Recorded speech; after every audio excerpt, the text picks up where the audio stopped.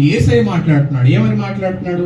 ఇక్కడ ఉన్న వాళ్ళందరూ కానుకలు వేస్తున్నారు, విస్తారంగా వేస్తున్నారు అని చెప్పి నెక్స్ట్ మాట ఏమంటాడంటే వాళ్ళకి కలిగిన సమృద్ధి నుంచి, అంటే వాళ్ళ దగ్గర 1,00,000 రూపాయలు ఉన్నాయనుకోండి, ఆ 1,00,000 రూపాయలు తీసేస్తున్నారు. కానీ పేద విధవరాలు అని యేసయ్య అన్నాడు. మీకు అర్థమవుతుందా చెప్పే మాట? పేద విధవరాలు అని యేసయ్య నోట్లో నుంచి వచ్చింది ఆ మాట. ఆమె పేదని యేసయ్యకి తెలుసు, ఆమెకు భర్త లేడని యేసయ్యకి తెలుసు.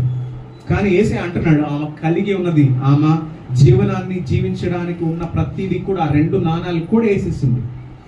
సో దేవుని దృష్టికి ఇప్పుడు విస్తారంగా వేసిన వాళ్ళకన్నా హృదయములో నుంచి నిండిన కొలది వేసిన వాళ్ళే గొప్పవాడు. ఇప్పుడు అక్కడ 1,000 రూపాయలు వేసిన వాళ్ళు ఉంటారు, 5,000 కట్ట వేసిన వాళ్ళు ఉంటారు. మన దృష్టిలో ఏంటి? ఎవరు ఎంత ఎక్కువ కానికేస్తే, మన బ్యాప్టిస్ట్ చర్చ్లో చెప్తా ఉంటారు కదా, మన మధ్యలో శ్రీజ గారు, శ్రావ్య గారు, శ్రీజ గారు 1,000 రూపాయలు వేస్తే ఆమె 1,200 వేసింది.